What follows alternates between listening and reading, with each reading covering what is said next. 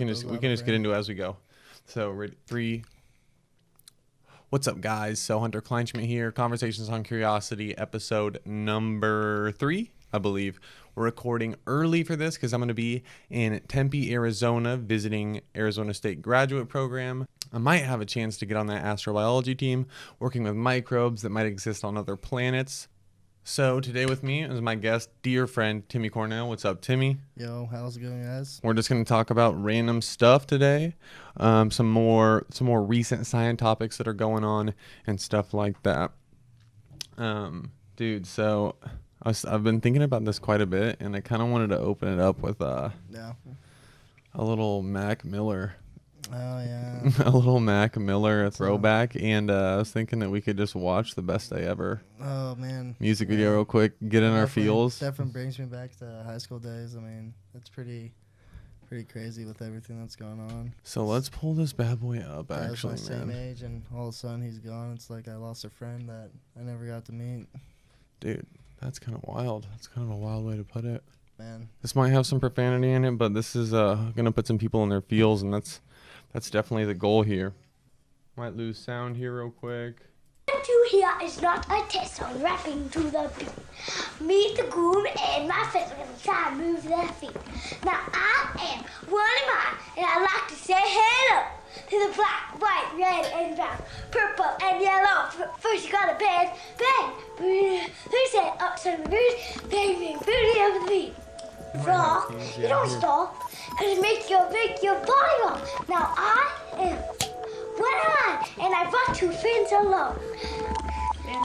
Tick-tock, come on and sing your song. Little ladies feel the word fight for my delight. Damn, dude, that's crazy. The grandmaster of PMC. Incredible joy and talent in this man. Young ladies. The women do. The ladies fight for my delight.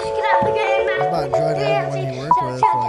Yeah. Not a single person had a bad thing to say about the guy. Just loved life to the fullest and loved it. Yeah, man. Crazy.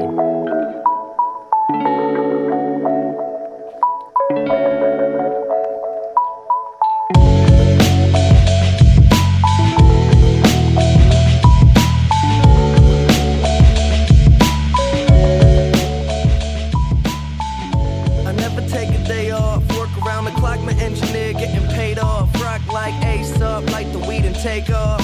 So high, cannot see Adolf. Now I got these rappers all breaking up a sweat. Cause every time I get up on the mic, I come correct. And I learned it from the best, always dressing something fresh. Looking for a little dime, big butt and nice chest.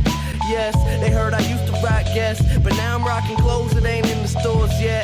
Travel back in time, I'm in a vortex, trying to make it work out, think I need more reps. Used to take a bus, now the board jets. Cause kids got me buzzing like a fucking hornet. So young, they right say here, I man. got next, tell them that I got now. It's all Disney. How old was he when he died? Make them say L, make them say O. The hoes that tell me yes, the same ones that tell you no. When this song came out, I was a senior in high school. Average Joe, way above the average flow. Boy, my life is most dope.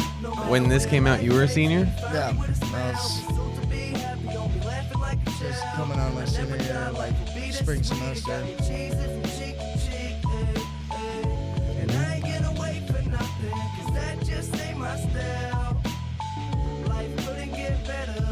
Damn, bro. I'm gonna turn this off, man. I'm about to fucking start crying.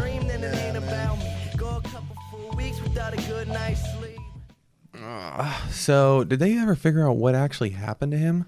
Yeah, that was actually On the toxicity report? yeah, so it was actually a combination of things. Each dose wasn't enough to like kill you, but it was a combination of everything. Yeah, that's crazy. He was taking a lot of drugs though, like with the combination of things. Like when you mix that in, and when you have cocaine, and people are giving you drugs, like you're that famous, like you're getting like free, like people are handing you stuff all the time. You're like, here, try this, try that. Yeah, fentanyl is super deadly. Like, and he takes a lot of drugs historically, right? oh, absolutely. And He's just got a on that troubled album, child. on that album Faces, like there wasn't, like he tweeted like he wasn't on this planet when he wrote faces, and like that whole recording session, like he was taking like almost every drug known to man. Yeah, they took about everything. It's unfortunate, man. A lot of people like that. It's like, it makes you think, what could it have helped if you just talked to someone, man? Like, I don't know, man. Yeah, you never know what kind of demons they're fighting, because just because they're famous doesn't mean, they're going through the same problems, if not more than we are. Like, no, that's the thing. They're people too. Like they put on their genes one leg at a time, like everyone else. Yeah. It doesn't matter how famous you are. You still have shitty days. You still have good days. Oh, absolutely. You still ride the roller coaster. And just because you're famous doesn't mean the chemicals in your brain shut off to control happiness and sadness. Not. Yeah, so that's crazy, man. What are you up to? How was work today? What were you? Not bad. Just working on the bacteria and just trying to work out how we're gonna schedule our fills with all the busy scheduling going on. Heck yeah, man. You always find a way to get it done. So making that money. Yeah, it's paying off. Yeah, that's dope, man. It's not too bad. Just getting through one day at a time. Yeah, it'll be interesting to see how this interview goes, man, and where I end up. It's just crazy because it's just like, all right, we're gonna invite you down. Maybe you live here for the next 6 years of your life. So I'm excited to get out there, man. I'm excited to get some sun. Absolutely. I gotta start wearing sunscreen more. Dude, I've been watching all this anti-aging stuff, and it is crazy, bro. And one thing I did realize is that I want to be rich when I'm older, right? Rich is very relative. I want a large sum of money, not so I can buy material possessions, but so I can buy all these anti-healing or these anti-aging regimens, bro. Yeah. But honestly, if it came down to it, I'd say fuck all that, and I'd just say, at the end of the day, I want to live longer so I can explore the space more. And dude, there's so much anti-aging stuff coming out. The geneticists at Harvard, I showed you the video, found the genes responsible for aging in mice that when they tweaked them, literally reversed the age of the mice, made them younger. And they found that this gene is the same, or the aging gene that they found is the same across pretty much all life. So even yeast cells to mice. So they pretty much found the keys to the kingdom. Right now it's just testing. How do we can't do human testing yet because it's a little dangerous unless a bunch of people in nursing homes just want to start signing up, man. It might be a little dangerous, but yeah, I mean, it's definitely possible if you're able to prove enough times over and over and over that, hey, if we inject this in this many mice and move on to like bigger animals, they have like that limitless male testosterone booster. Like it literally like brings back your testosterone, and it's all natural too. Like it's TRT, testosterone replacement therapy. Yeah, it's not actually like, you're not getting like anabolic steroids from it. You're not like putting a detrimental effect on your body. It's bringing you back that energy that you had 20 years ago. Yeah. So, dude, for some reason, it's like on the market now. Like you can literally buy it anywhere. Yeah. For some reason, dude, our bodies evolved over time to start shutting down and killing themselves when we get to a certain age. Yeah, that's the lethal gene. It gets like pretty much when we get past a point, like that's pretty much our purpose. I mean, same goes for trees, other animals that reproduce really, really fast because they're not able to live as long, or they don't have as much resources or energy, so they need to, send off their offspring and like try to have sex and like make as many offspring as they can, and then after that they, over and die. I mean that's the thing though. The question is, why would a gene program itself to self-destruct over a certain period of time? Because that's exactly what happened. And I think that's the gene. Like when that gets activated, we need to start looking at that, and we need to see, all right, when exactly, like, in our life is this gene, like, starting to become more active? And how can we reverse the effects of that? Yeah, no, and that's and focus in, like, on that lethal gene that drives, evolutionary biologists crazy. yeah, and the crazy thing is they found it, and it seems to be congruent across all life forms. And I can't remember exactly what it is, but the molecule that pathway is responsible is called like serotonin. Let's look up what's his name, David Sinclair. Okay, there we go. David Sinclair is a geneticist from Harvard who is an anti-aging specialist. And he is an absolute genius who has found this molecule, has found that these specific genes and pathways are responsible for aging in mice, and then when they mess with them, they can actually reverse it. Mitochondria and NAD. Okay, so dude, some of these people are taking NAD injections intravenously straight to the blood vessels. Yeah, that's crazy. And it literally like overrides their body and sirtuin. There it is. Yeah. So the chemical we're talking about right now is called sirtuin, and it's also known as NAD dependent deacetylase. Yeah, something like that.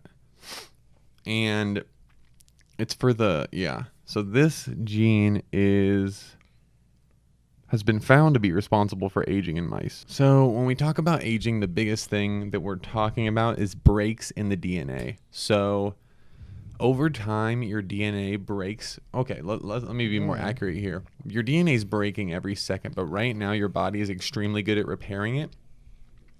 And as you get older, that ability to repair that damaged DNA decreases. And for some reason, it is shut off by your body, right? It doesn't die off. It actually decreases. Something in your body is telling these, whatever these coenzymes may be, or these role players in repairing that DNA to shut off. So it all comes back to, that's the thing. Like, I'm not really interested in material possessions, dude. I'm interested in health, bro. I'm interested in getting wealth so I can buy the supplements that I know can just make you as much of a superhuman, get your body functioning as good as possible, not only for prolonged life, but quality of life. Started intermittent fasting, dude. You ever heard of that? You ever tried it? Yeah, I did that. I did a little bit of that. Probably a little longer than I should have. Well, one thing about intermittent fasting, dude, is that when you eat 3 meals a day, your insulin like spikes up and down. Let me see if I can pull this image up. So here's what it is, guys. This is why intermittent fasting is what you should be doing every single day for the rest of your lives. So they're also pointing out foods here. Let me see if I can zoom in.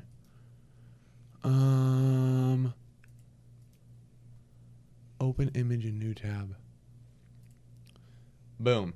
Yeah, so the thing about intermittent fasting is when you eat in that timed window, 8 hours is shown to be the most efficient. Your insulin levels are much more consistent over that period, and even in the morning. And in that 16-hour period where you are fasting and you're not consuming any calories, because any consumed calories will break that fast, your body is literally breaking down fat. So it's literally turning yourself into a fat-burning machine while stabilizing your mood and the amount of energy you have throughout the day. I can personally say that it's helped me out so much. My body looks better than it ever has, and my energy levels are amazing. Even in those morning hours where I probably haven't been eating for around 14, or I haven't eaten in 14 hours, it's money time for me. So I would suggest it majorly. And then making sure you're taking supplements with it, like amino acids, essential amino acids, branched chain amino acids, in the case that, you are getting hungry, and those don't have any calories in them, but they also have proteins and this stuff for like building muscle and stuff. The beauty of it, though, is you can make that 8-hour window whenever you want. Yeah, absolutely. I mean, I actually try to go for 16-hour. Like, I'd eat at like 8:30, 9 o'clock the night before, and I'd go the whole day and not eat till 4:30, 5 the next day. What is that? That's like 8:30. Yeah, that's like a 21-hour fast. See, that's a little extreme. Yeah. Because if you push it too far, you get to the point where your body is no longer, I believe, right? I'm not an expert, but I believe that you're getting into that zone where you're no longer breaking down fat, and then you're actually getting into muscle. So I think that's why that 16 hours is good. And you don't have to be strict, dude. Sometimes I eat like 14. I do a 14-hour fast or a 15-hour fast. Sometimes I do like a 19-hour fast.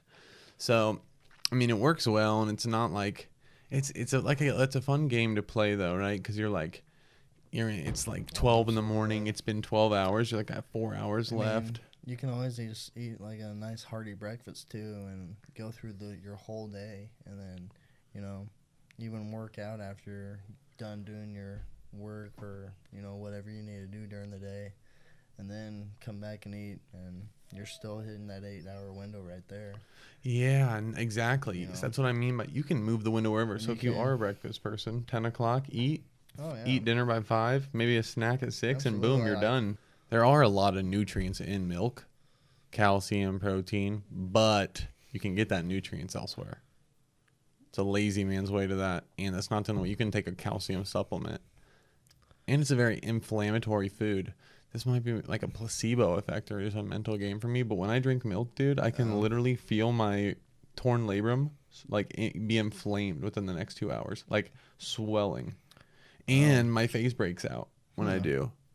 So just it's observable inflammation and internal. I can feel it. So you're feeling like that.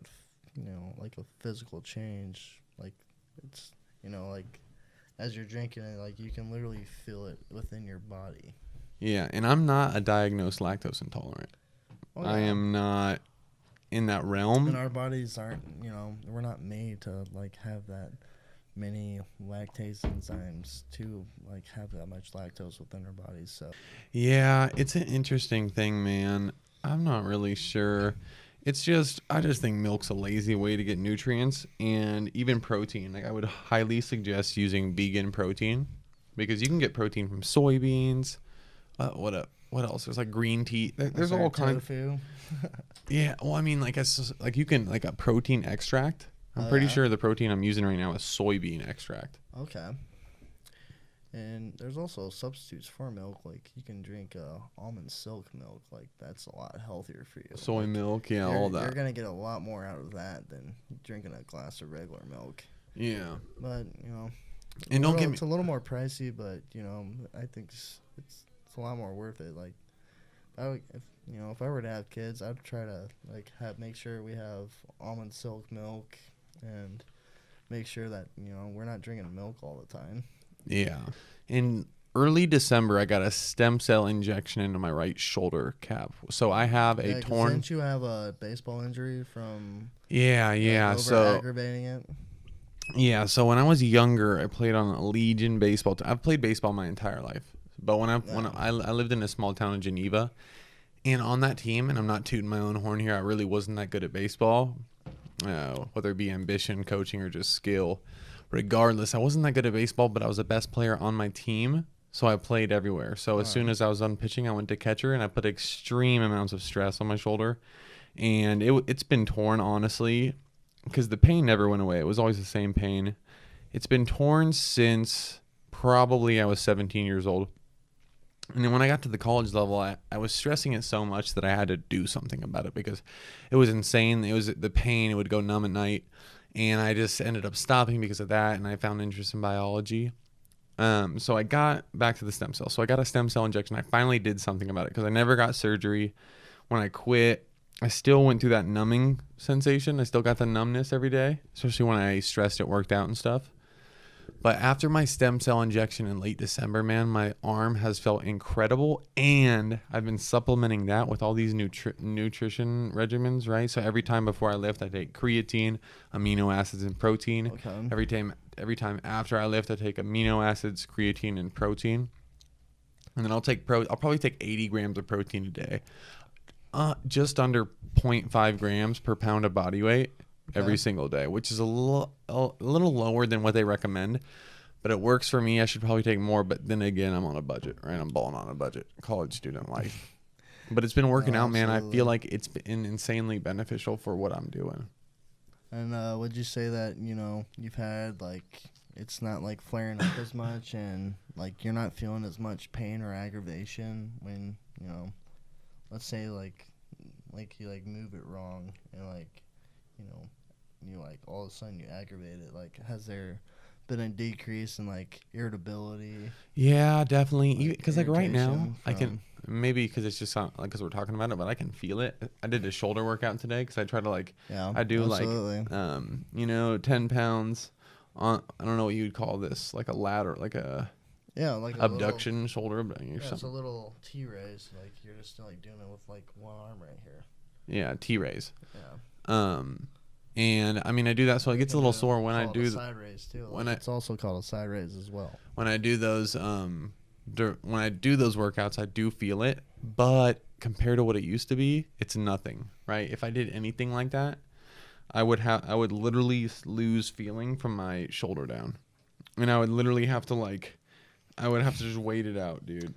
Like even fucking around with the mouse and keyboard. You're a little messing around with a little nerve sensation. Dude, oh no, and the problem is that it swells up and then it starts to pinch the nerves in my arm and that Ooh. in that transition. That brachial plexus right here.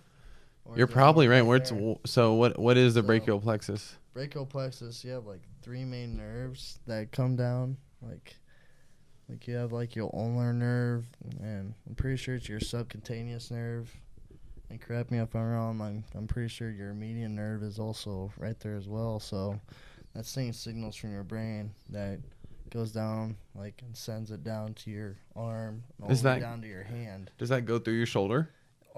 Yeah, it's like literally like right here. Dude, you are probably hitting it right spot on because it is it's a bicep tear. Yeah, so you're looking at a pretty serious, like that's a pretty like active site for your nerves to innervate with your muscles. So no wonder why you're feeling like so uncomfortable.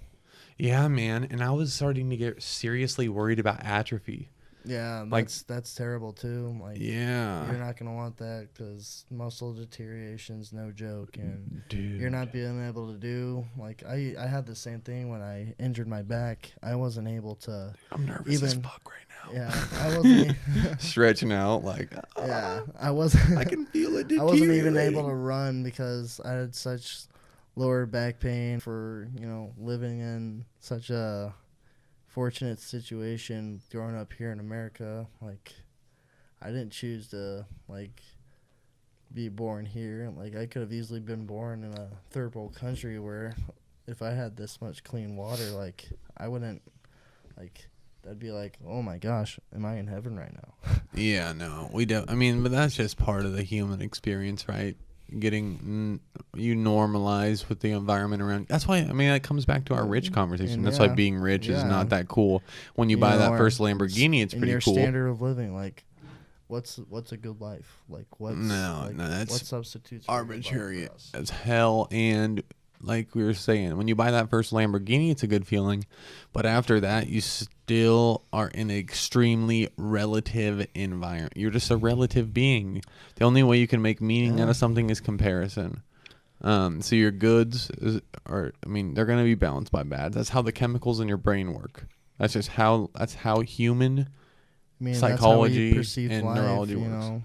Human with religion, like, there's good and evil, like, Yeah, you know, yeah. and there's yin and yang, like, it's the balance of the universe.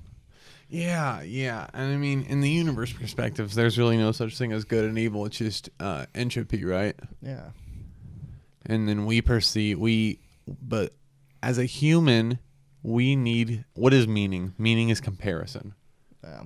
So one of the problems with a lot of like the mysteries, I'm going to talk about cosmology specifically because that's what I study Absolutely. like 6 hours a day. And meaning is comparison. And if you can't compare it to anything, it is not possible. It is not possible to comprehend what it is, right? If there was no such thing as night, day would be it. Well, what do you mean there's night? There's just this thing. This is all we have. So it's all comparison. And I don't know if I feel like I could explain that better. But if you don't have anything to compare it to, it is it, and you don't even think about it. Yeah. Right? Like being conscious is it. If there was a state where when we slept, everything went black and like we were like in it. Oh, no, that's not a good example. Fuck. This is hard. It's hard to even come. I can't even come up with anything because I am not capable of coming up with anything. The brain's so complex. What I'm saying is I can't even come up for an example of the comparison breeds meaning, because anything that doesn't have a comparison, I can literally not conjure in my brain. Wow. Like I literally can't. Like I'm trying so hard. I think it would be very difficult for me to think of that, and I think that proves my point. And if you can't, yeah, but let's talk about conscious, man. Because why the hell not? Or is it just, our brain just shuts off and it's completely blank? Dude, you are gonna fucking terrify some people.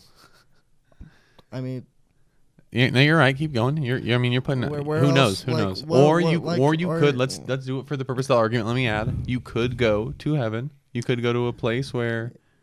And we have no idea. But there's no, there's no proof. There's also no proof that it ends in a blink, right? And exactly.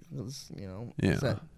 And I'm not that person coming back and telling us, oh, I went into this afterlife and I got reborn into this, I got born into this little baby boy and I have all my memories of my past life.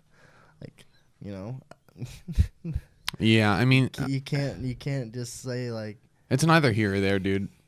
The human brain is a wild thing.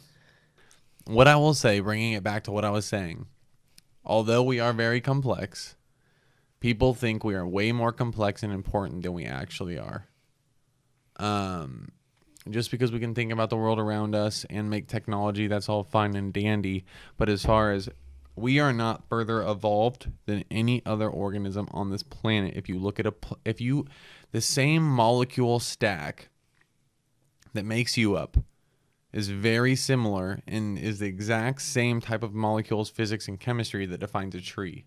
We've actually found that trees take care of their children through CMN networks. They literally find fungi underneath the fucking earth in the dirt and are like, here, find my baby. And that fungus goes and gives the energy from the mother plant to the baby.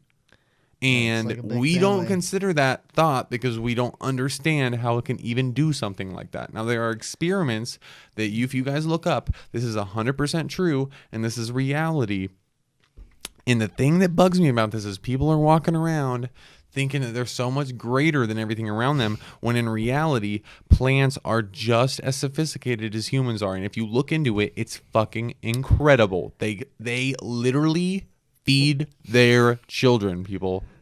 Plants feed their children. Mother trees feed their children. And they've been doing that long before we even been here. So, dude, if you actually look at their genomes, I actually did research on Arabidopsis thaliana, and I had a research colleague that actually sequenced the genome of that, and it had more genes than even we did. Dude, how insane. The spreadsheet was insane. There's so many different genes. It was literally the craziest thing I've seen. Yeah, one of the deficits to the human conscious is that we naturally think the world revolves around us, and we think they're the most important beings, i.e. the reason that we thought the entire universe revolved around us for 300 years, 200 years. I'm not exactly sure. It was very long. It wasn't until Nicholas Copernicus showed us oh no, well, we're actually revolving around the sun. And I'm pretty sure, and people like him that studied that practice were literally burned on the stake for thinking that. Yeah, I mean, because it challenged. You got to think about these are guys during the Dark Ages. Yeah, it was literally you're a heretic, you're speaking against the church. There's no separation of church and state at this point, and you have a guy who's telling you this, and it's contrary to your beliefs. That's been truth, and it's been it's been your Bible. Like, oh, I'm like, no, it's always been this way. Like, what proof does this guy have? And all of a sudden, he has like a huge following, and he ends up like showing evidence, and all of a sudden, it's threatening their way of life because that's the way they've always known it to be. Yeah, man, that shit's terrifying. And Yeah. just think about going back into those days, trying to like be curious about the universe and like pursuing scientific careers. No, that's one thing Yeah. I'm very thankful for, man. I think, well, so far the best thing we've come up with, and like with thinking, is the scientific method. That's the best thing we've been able to come up with, proving like what is I'm what gonna is search something fact real quick. There's a and group. what is fallacy. There's a group of kids that tried to petition the idea of scientific fact. Well, and you're seeing it nowadays in our culture more than ever. Yeah, this might be it. I like when So, they say leftist. Students at the University of Cape Town in South Africa brought some interesting concerns before the science faculty this week. Namely, they said they think science as it is currently understood must be abolished. So this is a quote. One of the students said the whole thing should be scratched off, especially in Africa. The students are apparently known as fallists. Let me bring this up for you guys. The students are apparently known as fallists. You can watch them make their case during a meeting here. Essentially, these students believe that modern scientific understanding is too Eurocentric. One explained, I have a question for all science people. There is a place in KZN called, I'm not going to try to pronounce that, but you guys can read it right there. They believe that through the magic, you call it black magic, they call it witchcraft, you are able to send lightning to strike someone. Can you explain that scientifically? Because it's something that happens. No, first off, that does not happen. That is a complete made up fabricated fact, and I'm not going to explain it, and no one should because it's fake. Okay. Many people laughed at this remark because, well, witchcraft is not something that happens. But yes, we did. But according to the student witchcraft like Isaac, Newton's theory of gravity, it's just one way of explaining the world. Carl Sagan talked about this in like the 70s. Like, it's just one way of explaining the world among many. I don't care how you explain the world, but if you bring up the fact... because you can't explain something doesn't mean it's witchcraft or magic. Like, no, you can't. know, No, that's not even applicable here, dude. No one is sending lightning strikes to hit certain people in the world, and if you believe that, you need to go back to 3rd grade biology class. Down with... Okay, so ideally... Okay, so pretty much what these kids have is they think that scientific fact, they're going on revolt. These are kids at a university, correct? Yeah, these are kids that obviously were playing mini clip games during 4th grade biology. So that was a complete waste of time, and I shouldn't have went into that, but okay. So we were talking about nutrition earlier. Let's talk a little bit about... So you played college football.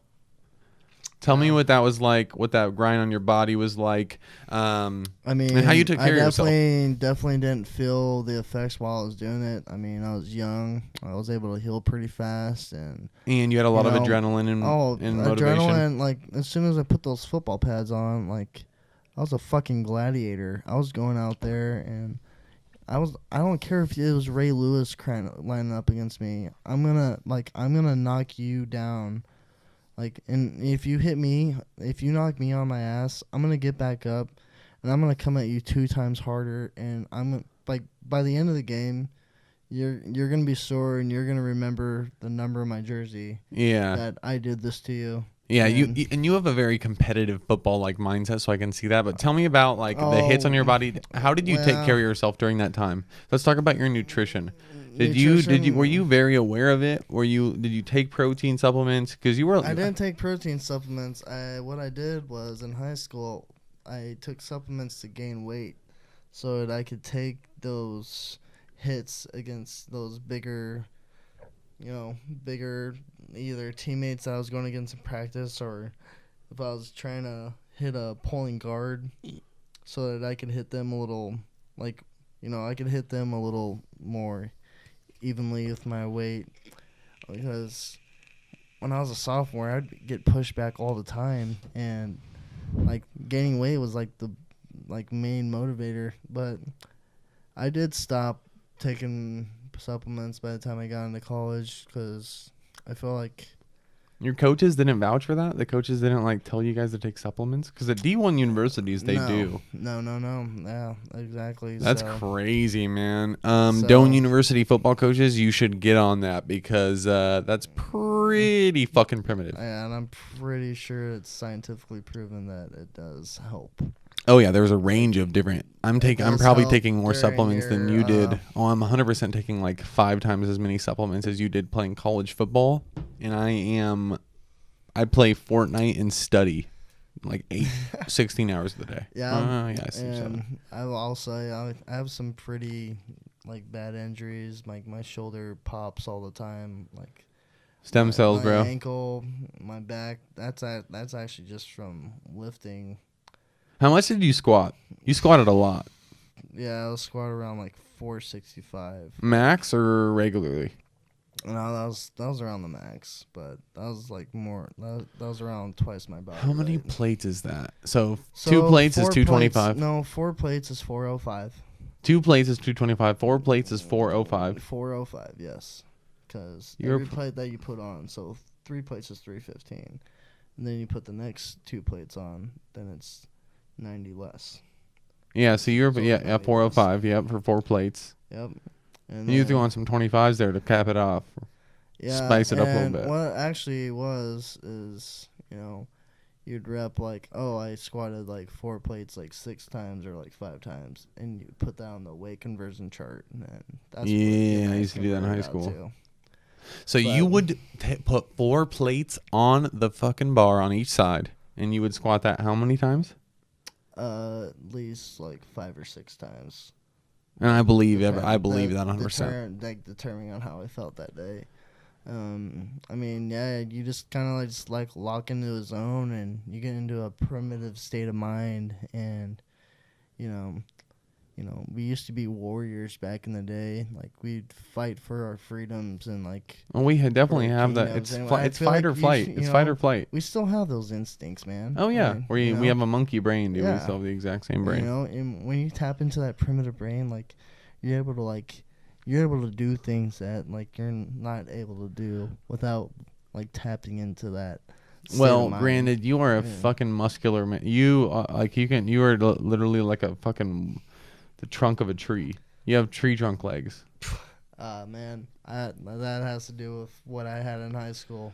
Yeah, I mean, you were crazy training regimen, and there'd be days where we'd hit a heavy leg day, and then let's hit a 120-yard sprints in 105-degree weather. Like just pushing your body and mind to the absolute limits.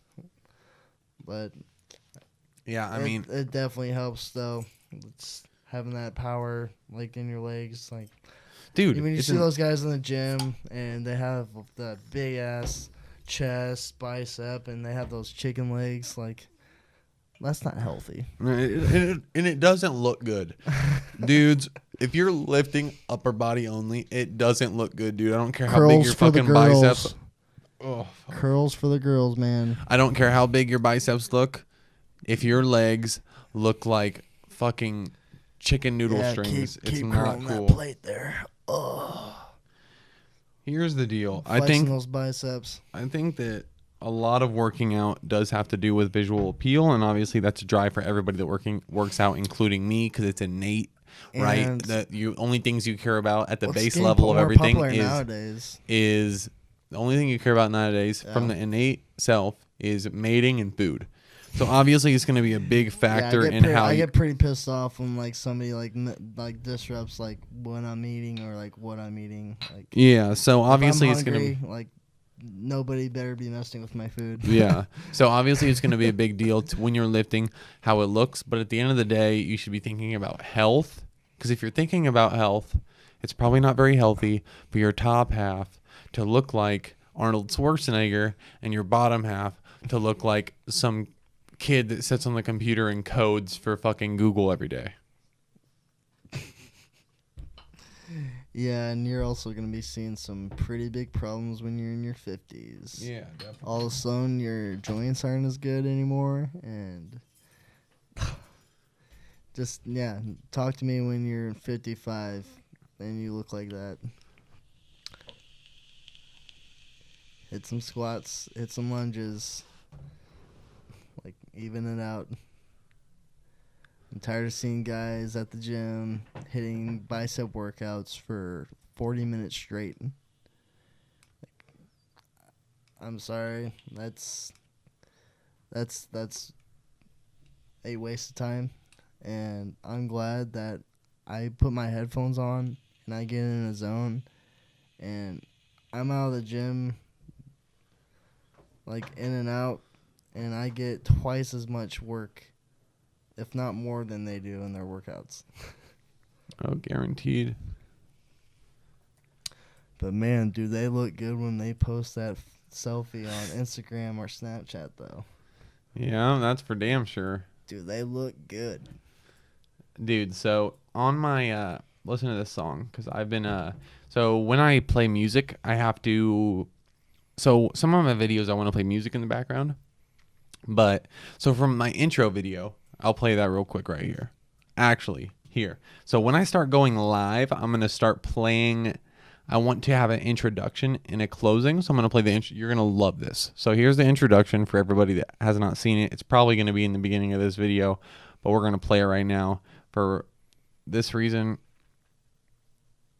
That's not going to work. Okay. Let's go to, okay. So this is unseen to the fans' eyes, and you've probably never seen it before. You're going to love this because I have this quote tattooed on my right leg, and it means a lot to me. This is Stephen Hawking, and I think Stephen Hawking is one of the most beautiful people that's ever lived on this planet because he was completely disabled. His body was incapable of moving. He had, do you know exactly what, I don't want to misspeak here. Do you know what disease he had? Was it ALS? It was not ALS. No. He had some sort of rare disease. Let's look it up for a quick second here. Steven. Yeah, but it's pretty amazing. Despite that, he was still able to accomplish, like, more than most men will fathom in their lifetime. Like, yes, he did in fact have ALS, and he was literally, his body did not move, so he only had his brain. And I'm pretty sure everybody listening to this should know exactly who Stephen Hawking is. If you don't, you should slap yourself in the face, because he's one of the greatest cosmetologists of our time. And this is what I find so beautiful about this individual. Even though his body was completely restricted and he was literally, his self was his mind. He didn't have the normal pleasures of a human body. This is the closest any individual has gotten, or any pool of individuals has gotten. I mean, I'm sure there's multiple people that have the exact same experience that Stephen Hawking has. But in this state, he decided to surf the cosmos. His consciousness is literally floating through the universe. One of the most beautiful things in the world. And he is able to articulate, comprehend it better than anybody, as good as anybody in the history of humanity. So this man is trapped in his mind, and his mind can literally construct every single physical and chemical property of the universe. And he's I would literally consider Stephen Hawking a cosmic surfer.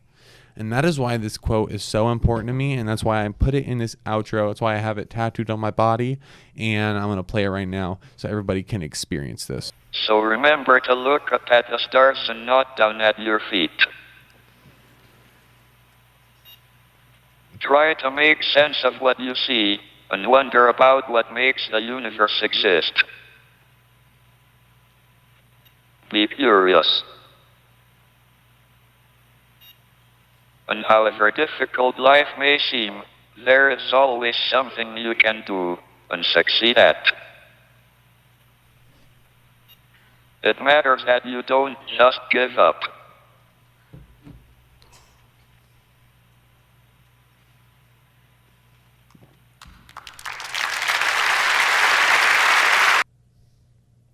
Absolutely incredible. Speaking of space travel, I'm going to say something real quick.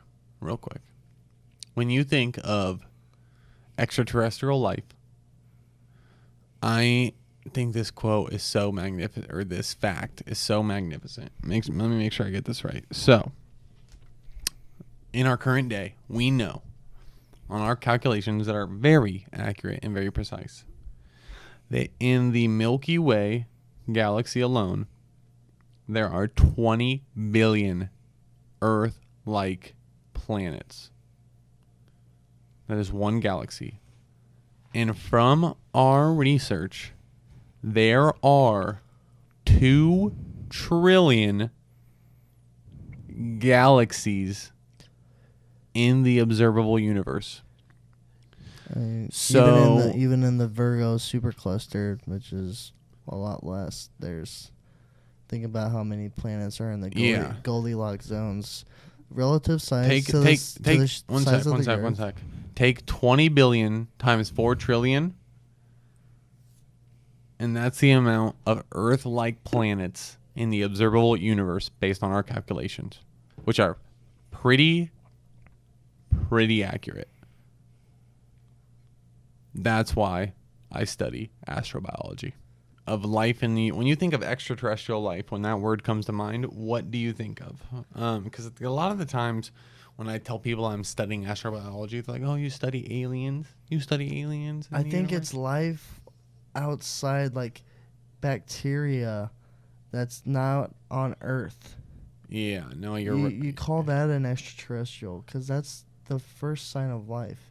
If you have water on your planet and you're far enough from the sun that it's not disintegrating the water, like it's not like incinerating the water, and you're able to have an atmosphere, I think there's a pretty good chance that planet's gonna sustain life. Yeah. So I'm gonna go into this pretty hard right now because you're 100% right.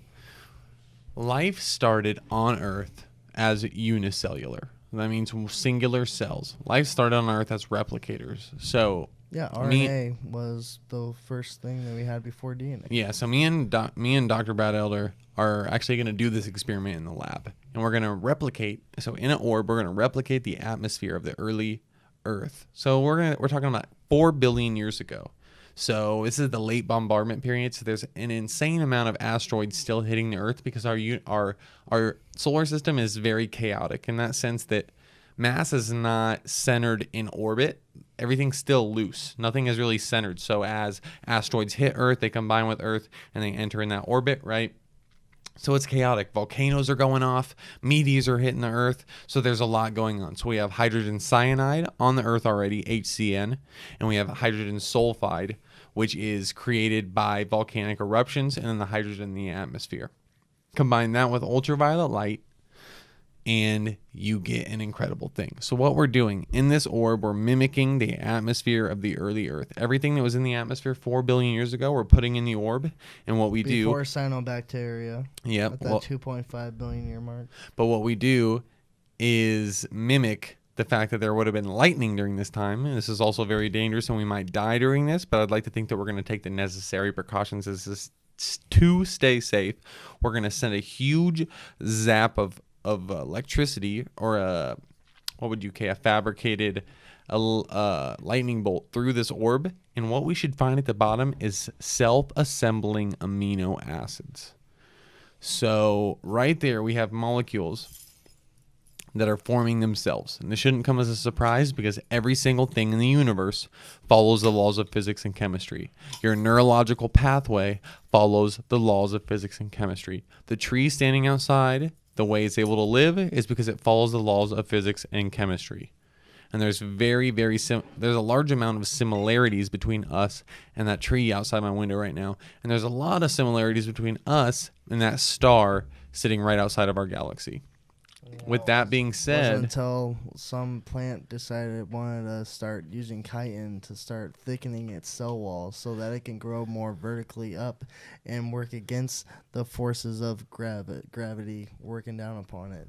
Yeah. So with that being said, unicellular life is the first life that will happen on any planet. So when we talk about astrobiology, when we talk about investigating life in the universe, this is not looking for aliens. This is looking for that first step in the process, because our solar system is very, very stable. The Milky Way is very stable in relation to other solar systems. So it makes it more likely for us to have 4 billion years to go from a unicellular organism to a multicellular organism we call humans. And that's what people need to realize, is that when we're looking at extraterrestrial, we're not looking at these aliens that are able to have their complex language, or they've been around way longer than us and have this advanced technology and able to abduct us or do these mind experiments on us.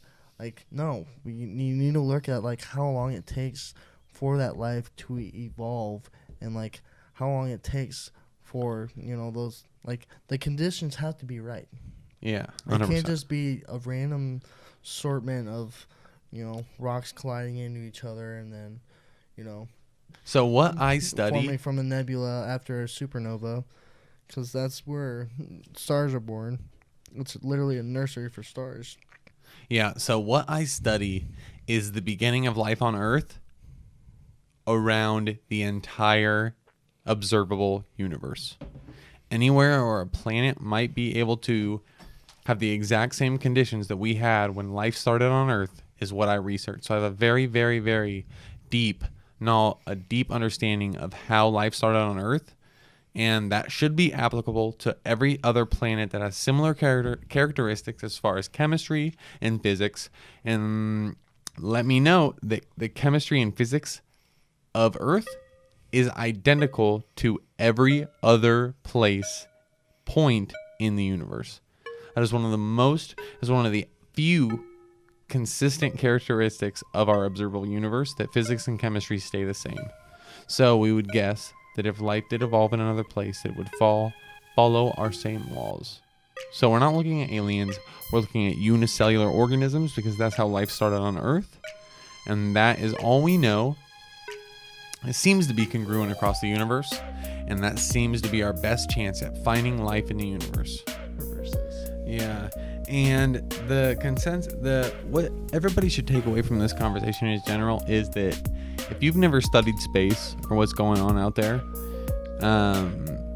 we are a tiny speck of dirt flowing through an ocean of cosmic wondrous and beauty, and you need to research it. And it's a lot to take in right off the bat, but it's beautiful, and I highly encourage anybody that has not gotten into it to dive in, because it's an amazing experience, and I strongly encourage that. Okay, it's been beautiful for me. But with that being said, guys, we're going to end the episode there. Thank you, everybody that's tuned in. Please like and subscribe if you like the content. Much more coming out soon. Check out the episode from last week with Maggie Malone. She's a U.S. Olympic javelin thrower. Absolutely amazing person. And we're actually recording this before, but I know for a fact it went well, and there's some valuable content in there for everybody just outside of track athletes. So with that being said, guys, thank you very much. And Timmy, Cornell, thank you for coming on. Remember how small we are. We are just a speckle of dust floating in a cosmic web. Bingo, bingo, bingo. Thank you, everybody that is tuned in. Thank you guys for the support. Please, please, please tune in for the next episodes. We're trying to build, we're trying to grow, right? And with that, I'm going to let you guys all go. Mr. Cornell, thank you very much for coming on. Absolutely. I think it was a very, very organic, and I really enjoy that, and I hope you guys did as well. Peace out, guys. I'll see you next time. Have a good one.